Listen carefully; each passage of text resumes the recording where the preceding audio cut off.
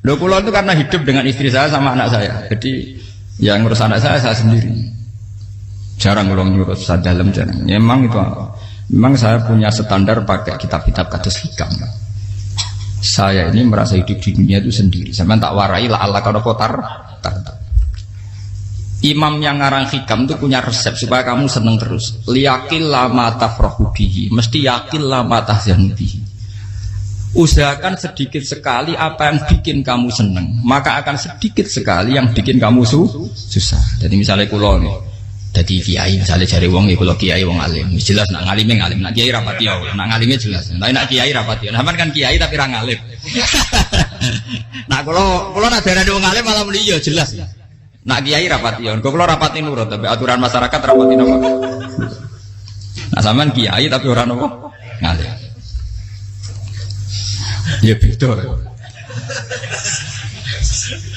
Ndak ini memang bedanya jauh. Ya mungkin lebih kiai sampean cara derdek-derdek donga meyakinkan sampean. Tapi cara artine donga piye paham kulo. Lha boten iki nyata, sampe rasa tersinggung. Napa barang-barang napa? Nyata. Nah, kalau sering ditakoki kiai-kiai masalah resepnya apa jenis? Konjinan ratau susah, padahal kita ratau wiridan, ratau mohon sisip. Resepnya ilmu itu gini kata hikam. Ulama yang kayak hikam tuh pernah ngarang kitab tuh saking syukurnya entah saking angkuhnya terserah ngomentari. Kamu harus yakin bahwa di sisa hidup Anda itu tidak akan maksiat lagi. Sehingga kalau kamu ditegur maksiat, anggap saja akhiru maksiatin kudirat alaika. Anggap itu yang Siapa yang menganggap mohal bahwa dia tidak akan dosa sampai mati, berarti menganggap Tuhan itu lemah. Karena cara berpikir kita kan bayangkan hidup itu 40 tahun lagi. Misalnya saya sekarang buat 40, bayang urip kadang 4 tahun meneh. Sampean misalnya umur selawe, bayang selawe tahun meneh. Sehingga menganggap dalam durasi selawe tahun kok orang maksiat kan mohal. Apalagi sampai sudah tahu maksiat itu bakatem paham. Ya maksiat ya kelas-kelasan, nak bikin pacaran. Nak wong iso omah ya nakal, nak sing setengah soleh ya berbau proposal ya sesuai kontaknya dhewe-dhewe. Itu kan urusan masing-masing. Ya itu kan urusan masing. Wae wakisabu ala wa, ngene ora ana sing roh wae wakisabu. Ala. Rombongan wali songo, mbok kangen wali songo, mbok golek selisih wawahu napa? Alam. Sing roh pangeran piyap. Mbok kangen wali, mbok golek selisih margin. Niku pokoke wawahu napa? Ya itu kan urusan jenengan mbek pangeran to, mboten urusan kula. Tapi tetap saya sebagai ulama mengingatkan, niat itu ditoto. Begini, ulama dulu tuh ngitung hidup itu hanya 2 menit 2 detik. Sehingga dia ya gampang saja. Kayak Kanjeng Nabi itu, ya Rasulullah kenapa tidak menyediakan makan untuk besok? Loh, saya itu tidak yakin kalau hidup saya sampai besok. Ya sudah begitu cara, ya sudah tenang saja. Kalau sampean kan bayangkan hidup 4 tahun lagi, 5 tahun lagi, sehingga arah mangan ya wedi tenan. Padahal bolak-balik zaman cilik arah mangan tetap ya wedi. Jadi cara berpikir Nabi itu begitu. Begitu juga cara pikir sahabat, cara pikir ulama-ulama yang waras itu begitu. Loh, saya itu pernah melarat di Jogja, zaman pertama merantau. Itu kalau nanti saya bilang, Gus kok tidak punya beras, tapi apa yakin nak sesuk urip Pak? Kowe buta mangan sesuk, anak sesuk ijek napa? Cara berpikir ulama itu begitu. Sehingga melihat maksiat juga gitu. Alhamdulillah aku ijek urip 1 detik, 2 detik, 2 menit. Sehingga hidup. Dan itu sudah cukup untuk lafadzkan la ilaha illallah. Makanya kata yang ngarang hikam, betapa murahnya Allah. Surga itu hanya bisa dibeli dengan 2 menit. Karena surga itu senilai la ilaha illallah. Miftahul jannah la ilaha illallah. Itu cukup 1 menit. Berarti surga itu regane mau 1 menit. Dan karena dia nganggap hidup itu 1 menit ke depan, la ilaha illallah, ya sudah. Dia ngitungnya hidup itu per menit. Kalau sampean kan enggak, per 10 tahun, per 20 tahun.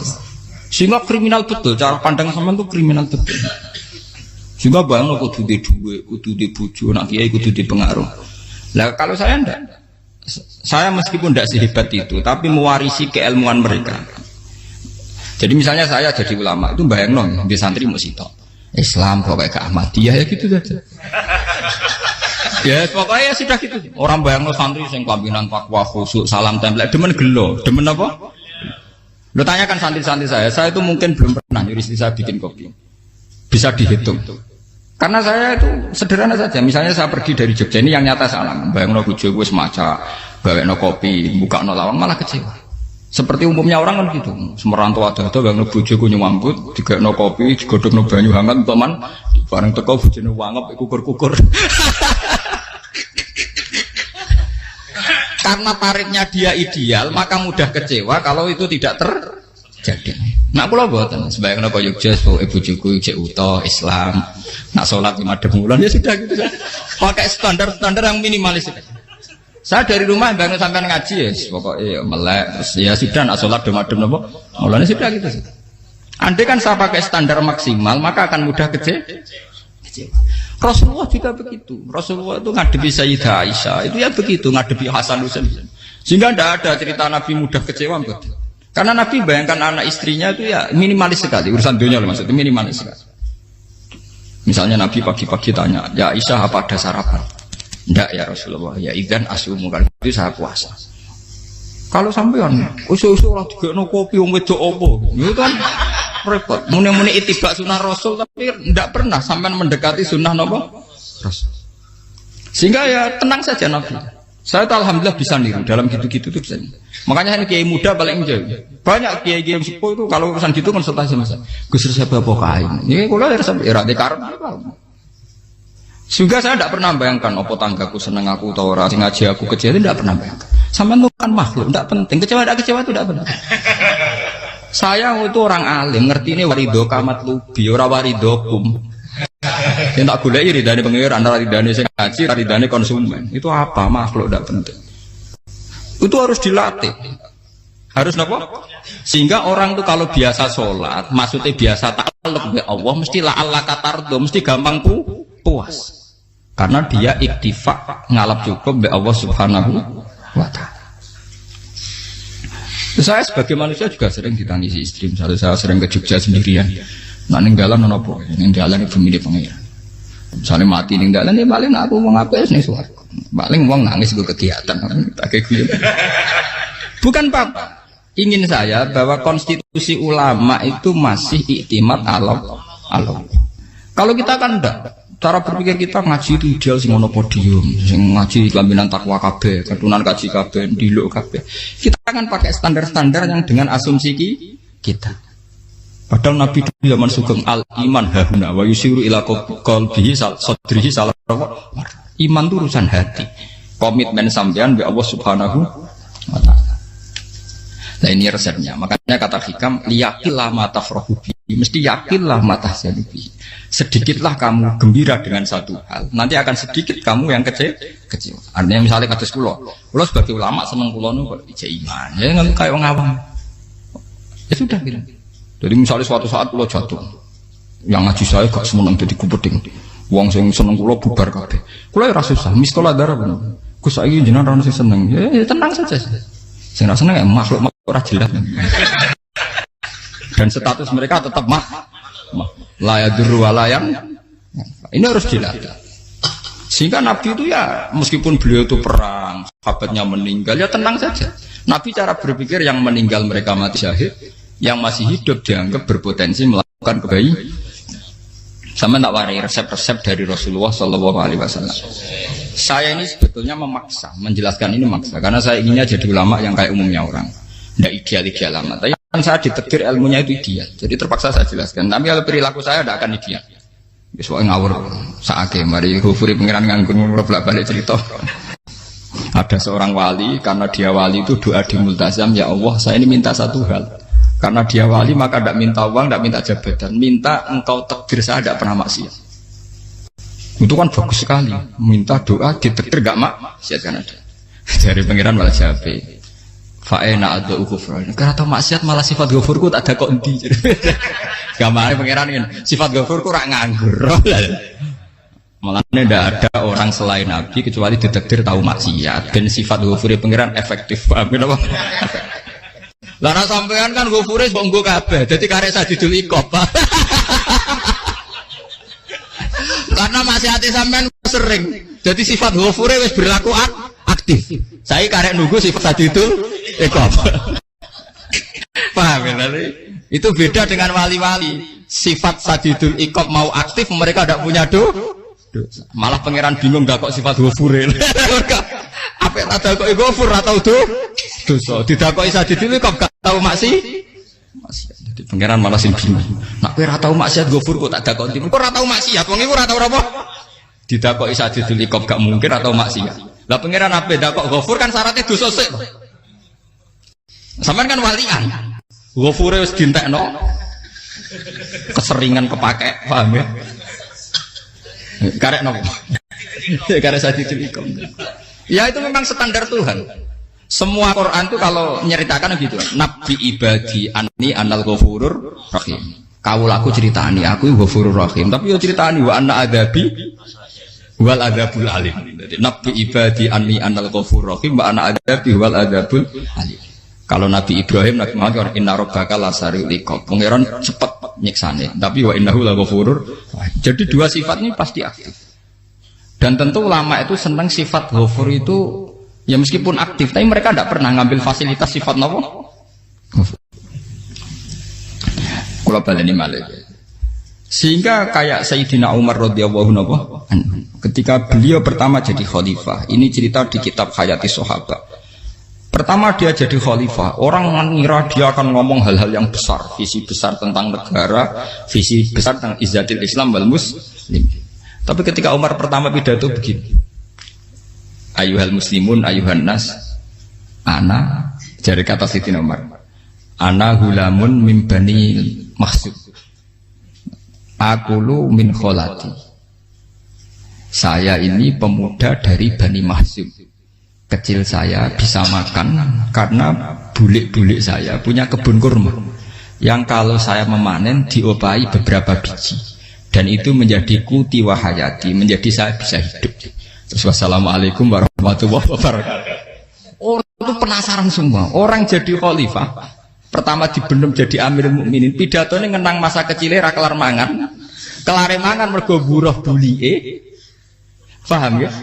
Ngondoh kurma terus dikai tamarotin, beberapa kurma sing dadekno iso dan itu saya pakai sampai ketemu Allah Subhanahu wa taala saya pakai. Misalnya sekarang saya mulya, misalnya kalau dibilang mulya ya ana sing nyucup, ana sing husnudzon, ana sing hormat macam-macam sawangane. Itu bodoh sekali kalau saya menikmati itu, bodoh sekali.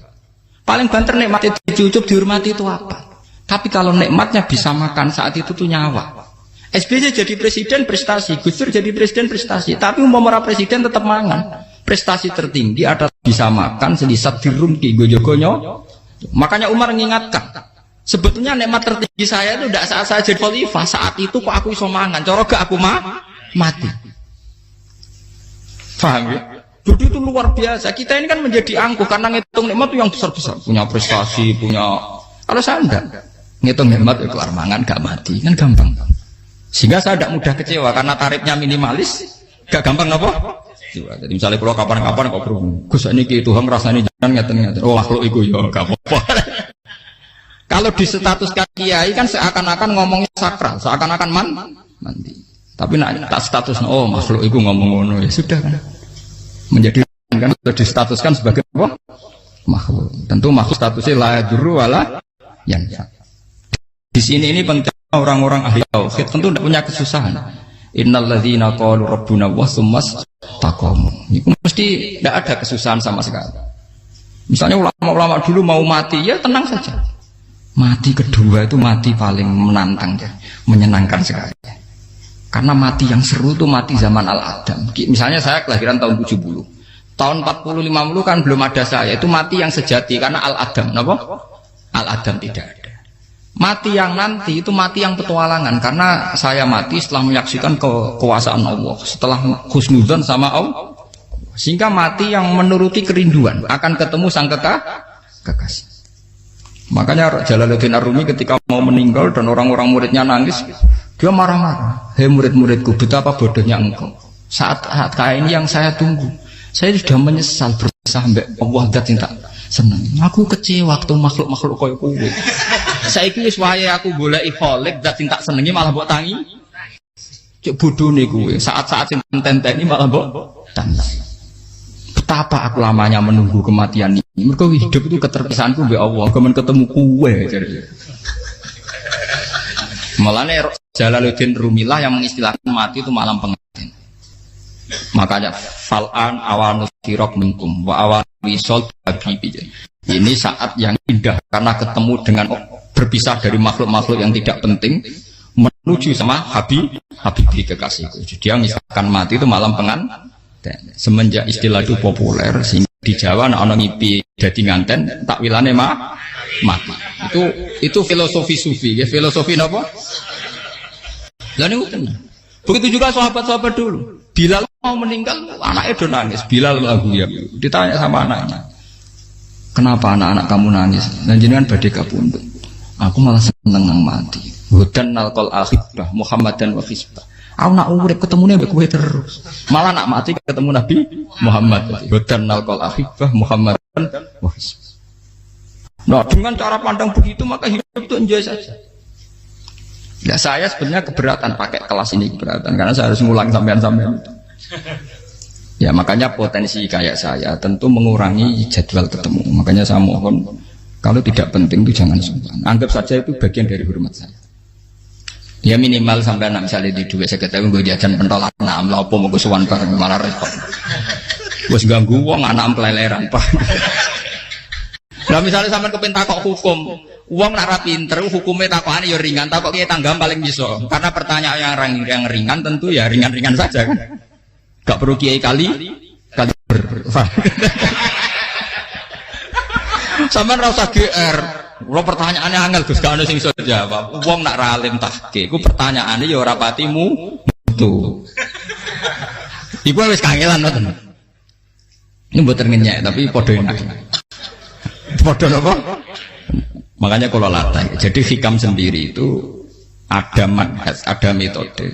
Kalau orang supaya tardo, liyakil lama tafrohubi, yakil lama tahsenu. Anak saya itu kalau habis main pulang, itu saya senengnya pol. Istri saya pernah jangan. Gus, anak mulai senengnya. Dek biro-biro, anakku mulai nih ngomah. Misalnya terus biye. Saya terus anakku lo main mulai itu seneng. Biro-biro anakku mulai nih ngomah. Dipanggil anak saya bapak itu senengnya tak boleh. Biro-biro ada yang manggil bapak. Jadi saya pakai standar minimalis. Saya tidak pernah pakai tarif. Dia anak yang ideal dihormati orang. Sampai anakku sujud nih pangeran, ngerti pentingnya mau tasbih. Makanya anak saya tak namakan tasbih semua. Itu ya sudah selesai. Saya tidak pernah bayangkan anak saya jadi kayak besar dihormati jemput. Mari gampang kecil. Ya sekolah kan Sayyidina Umar. Saya pemuda dari Bani Makhzum. Yang kecilnya bisa makan karena buruh bulikku. Akal tuh tamarot. Wah itu saya baca tuh nangis betul. Betapa hebatnya Sayyidina Umar. Mengingatkan ulang bahwa nikmat tertinggi itu ya makan. Karena makan kaitannya nyawa. Orang jadi bupati, enggak jadi bupati tetap makan. Jadi kalau ngantin saya tarifnya minimalis sekali. Oh, kalau orang sudah makan gitu, lah Allah kata tertentu mudah sekali. Tapi kalau sampai tarifnya ideal harus di mobil, kudu sanggup akeh. Masuk gue mobil gak sanggup akeh. Barang gue sanggup akeh, kudu gue penderek. Masuk kiri lu juga kok tanpa apa? Penderek. Penderek maju. Masuk orang kena dikeloli, jadi malah repot. Akhirnya gue mau ngaju. Harus selingkuh dari sing itu lapor perkara meneh. Mau ruwet nuruti tahapan-tahapan duniawi makanya resep kalau ingin itu kan sholat. Maksudnya sholat itu dihayati secara tauhid ya. Dihayati secara tauhid. Misalnya inna sholati wa nusuki wa mahyaya wa mamati lillahi rabbil alamin. Itu akan pasti Allah katar, pasti mudah melihat alam ini ridho. Ini satu sekelumit ya, di resep orang ulama yang saya meniru beberapa di kitab Hayati Sahabat, di kitab Hikam, dan meniru terutama semuanya sanad dari Rasulullah Shallallahu Alaihi Wasallam. Makanya suatu saat Nabi itu kagum. Abdullah bin Mas'ud itu jalan dan dikawal oleh beberapa malaikat. Terus Nabi itu heran. Ya kenapa kita tuh selalu mengawal kamu? Kata Abdullah bin Mas'ud, ya Rasulullah, inilah akhtu khutwatan illa wa azunnu alla akhtu wa ukhra wa ma aqaltu luqmatan illa wa azunnu alla alqamu ukhra. Saya itu tidak pernah melangkah kecuali saya tidak pernah yakin apa betul saya bisa melangkah lagi. Jadi perlangkahnya itu dia iktimat Allah. Dan saya tidak pernah mengunyah satu kunyahan kecuali saya tidak yakin apa betul saya bisa mengunyah lagi. Setiap kunyahnya tetap semuanya ada bismillah. Semua itu atas nama pertolongan atas kata Rasulullah. Orang kakak andikan saya ada nabi terakhir itu jadi nabi. Jadi kemana? Makanya dulu Nabi itu sering ngendikan, adekan orang-orang kayak gitu itu ada nubuah, tentu mereka punya derajat napa? Nubuah. Jadi tidak jadi Nabi tapi punya derajat napa? Nubuah. Lah orang yang cara berpikir gitu tentu tidak khawatir apa yang hilang dari dirinya, karena dia berkontrak dengan Tuhan hanya per menit per detik. Jika mempunyai resep al-mu'min yusiru sana Allah ayakuna li nafsi dzakiron. Seorang mukmin yang sejati tentu kontaknya dengan Allah Subhanahu wa taala dan dia tidak pernah ingat dirinya sendiri. Kayak sampai napas umat tapi Allahu Akbar, Allah Maha Besar, subhanak. Selalu ana wong ngrasani termasuk lali utange barang iku. Tapi yang jelas kan menjadi enjoy dengan dirinya sendiri. Paham ya? Menjadi enjoy dengan dirinya karena dia tidak sering punya kontrak dengan makhluk. Nah ini maksudnya Allah kamu. Janganlah Allah kata kamu pandang. Apa nak sholat terus kabul kajati. Apa nak sholat terus untuk duit ya ber. Karena cara pikir iso aja nak duit ya. Duit ya. Dan ini resep ya. Dan resep ini dari ulama-ulama yang istinad ila Rasulullah Shallallahu Alaihi Wasallam. Karena kalau Nabi itu memang cara pandang.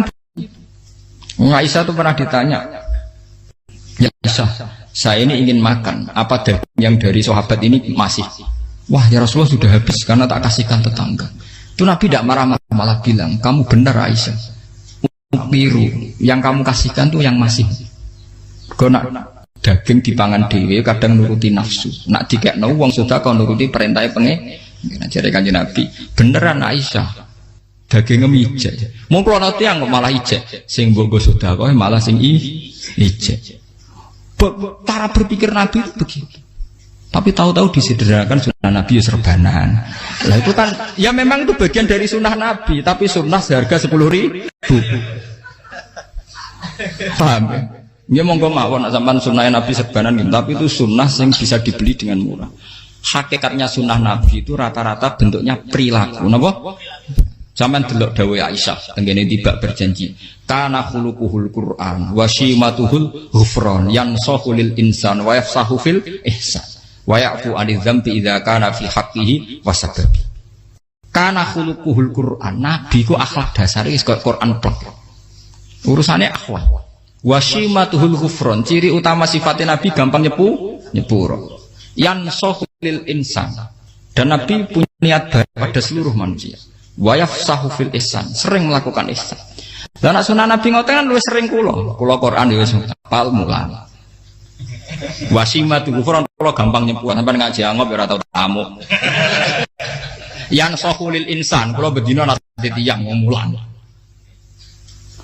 Wa yafsahu fil ihsan tak ge gampang. Kula mulang ora tau. Itu sakmene kudu podium kudu wong dilo ya ora. Pokoke akhir kiamat dia ya madhep mulon ya sudah. Loh itu kan dawuh Aisyah ketika ditanya kaifa kana khuluqu Rasulillah. Dan itu semua dijawab oleh ahwal, oleh sebuah perilaku. Tidak ada Aisyah jawab nganggo atribut. Oh Nabi itu serbanan. Tidak ada itu. Memang itu sunnah ya, satu itu sunnah kan jangan salah paham ya. Tapi itu sunnah yang tidak dijawab oleh Aisyah. Sunnah yang sampean jawab sendiri paham. Aisyah yang istrinya Rasulullah ketika ditanya kaifa kana khuluqu Rasulillah, beliau jawab kana khuluquhul Qur'an wa simatuhul ghufran yansahu lil insan wa yafsahu fil ihsan. Semuanya akwal wa ya'fu 'anil dzambi idza kana fi haqqihi wa sababi wa idza diya haqqu wa lam yakun li ahadi marra'ahu badihatan haba wa idza ta'ahul miskinu ajaba yaqulul haqqa walau kana murra wa la yutmiru lil muslimin hisau waladur. Semuanya itu akwal, satu perilaku sosial. Saya ngakui kalau serbanan sunat, ya saya ngakui. Tapi sunnah wis karena saya mewakili yang akwal tadi, yang apa? Lah mungkin untuk sampeyan, monggo kalau untuk ngisi sunnah. Tapi mbok ya adil. Ini bukan kritik mboten nggih. Yang meyakini serban sunat kan sudah banyak dan itu bagus. Tapi cobalah juga meyakini ahwalu Rasulillah. Makanya mansana sunnatan itu rata-rata ulama maknani siapa yang ikut sunnahnya Nabi. Rata-rata ulama nafsir ahwalu Rasulillah wa af'alu. Perilaku sosial Rasul. Makanya terusannya wa idza ja'ahul miskinu ajabah. Kalau dipanggil orang miskin ya datang. Ya maksudnya ada harus orang miskin manggil pas resepsi kawin boten. Misalnya ana wong melarat kuwi di sepeda motor, wong melarat iki yo ngeturani puskesmas ya mbok terno. Wong melarat lara yo nukono misale apa minyak kayu putih mbok tekani. Ora kok ngerti-ngerti mbok musan walimatul urus sing wajib piye. Payah. Dolan padahal miskin aja ora ana hadise urusan walimatul urus mboten. Kalau orang miskin manggil ya dalam riwayat hadis ya Nabi sering dipanggil orang miskin. Ya Rasulullah, mbok datang ke rumahku, ada apa? Terus ya Nabi, saya tuh ingin rumahku sing elek jenengan ate salat teng mriku. Ya Nabi datang ya salat saja ya ora jaman. Fi ayyi makanin aradta an usolliya fi. Kamu di tempat mana kamu seneng salat teng mriki ya Rasulullah. Ya Nabi salat. Sing ngundang ya waras pisan. Kenangan mbek Nabi kok mae dienggo salat Nabi. Ambean tahu tanggung kiai kon salat. Kon promosekno anakmu iku paham. Dia itu nggak nugih kersane ketampi PNS. Padahal kiai ini dia anak era PNS. Kalau dulu kan sahabat ngundang Nabi itu ya gitu. Rasulullah, saya itu ingin sekali engkau sholat di rumahku. Fatakhidahu musollan. Kemudian tempat yang pernah engkau sholati mau tak pakai musola pribadi. Makanya masjid kiblat itu rumahnya sahabat. Karena dulu Nabi pernah sholat di satu tempat. Adalah ono perintah tahlilul kiblat itu di rumahnya sahabat. Itu sahabat dulu itu kalau ngaturi Nabi itu kenanya ingin Nabi pernah sholat di situ. Nah, ilmu ngeten ini mentek. Ya untungnya nonton kulo, jadi ono sing eling-eling ya bang. Teman-teman kudu syukur ya, artinya syukur ya. Orang kayak saya itu tidak usah sampean dikte-dikte ngikuti hukum adat. Kalau ngoten sampean gelo mergo kula ora iso teko, kula ya gelo perkarane ulama kok mbok atur. Makanya saya sering guyon cerita, saya itu kalau di pasar Pandangan dulu tuh anyaran boyong sering di pasar, ditanya sama Gus wong alim kok di pasar. Piye? Aneh tuh. Ya aneh kuwi. Aneh piye? Bodohnya wong alim.